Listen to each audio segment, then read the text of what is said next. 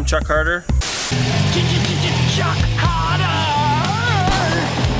Chuck Harder! Chuck Harder! And I have, of course, intentionally dented my pipe yesterday on the Quins. And this is not the way to take a dent out of a pipe, but this is what I have available right now. I built this jig like 5 years ago, and it's what I have. This is what we have in our eRag shop here at the moment. So we're gonna make do, and we'll see if we can get the dent out. So Chuck will show us the most effective do-it-yourself method you can do with easily sourced parts.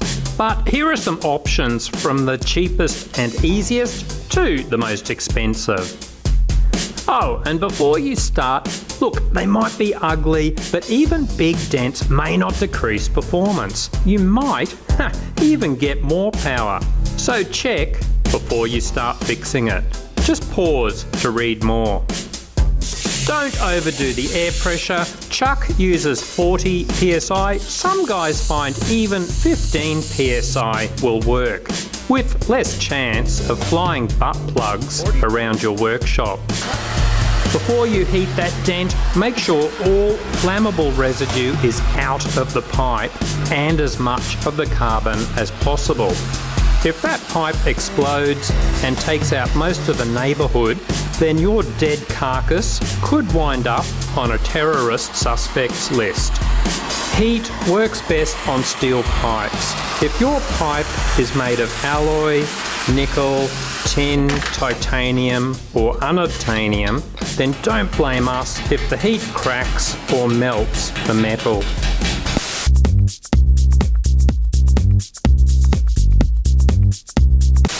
Make sure you wear all the appropriate safety gear.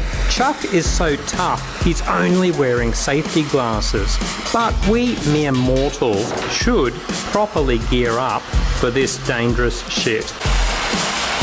Not all dents need hammering. Apparently some will come out purely with air pressure and heating. But Chuck is such an aggressive rider, he has put some sharp angles in, and gentle hammering will encourage the pipe to come back to its normal shape. Getting bored? Hey, let's go and check out Chuck's house. This is how you know a dirt rider is living in this bus. Chuck and his wife are also busy raising the next generation of dirt riders. Woohoo! I'm calling that one finished. That was a big dent. I'm satisfied with that. It's a practical fix. It's gonna work. It's not pretty. Once I sell the bike, I'm probably gonna put a different pipe on it, but that's gonna function for the time being. And there definitely are other ways of doing it, but I had these things laying around. You can make this simply enough at home, so that'll work. Finally, how can we prevent damaging our pipes? The best solution, obviously, is become a better rider. Duh. Almost none of the pro-level riders use any pipe protection in the extreme enduros. The technique is so good, they rarely bash the pipe on anything.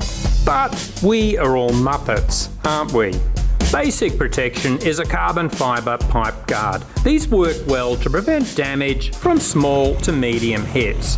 There are plenty of brands out there.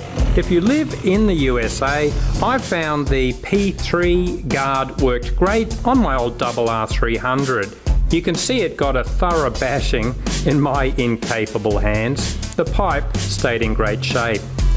If you live in Australia, quite a few of my riding buddies are using the locally made Pro Power guards, which have proven to be great too. However, carbon fibre guards don't work well in big hits. They either cave in or transfer the impact, sometimes breaking the exhaust flange or bending the whole pipe out of shape to a point where it can't be repaired. If you plan on some serious pipe abuse, then you can get frame-mounted bash plates that also protect your pipe. In Australia, the locally made Force Accessories guard is a very solid unit. Probably the toughest one internationally is the P-Tech. The Traction eRag guys torture tested one of these all summer and loved it. And recently, my riding buddy Ben Fitted one for 2 hard enduros. He's found it indestructible. So far. We'll keep you posted. The P-Tech is made in Estonia, a European country that must have pretty cheap postage, as the cost is very reasonable for such a hardcore piece of gear. Finally, repaired any pipes yourself? Have you got any tips?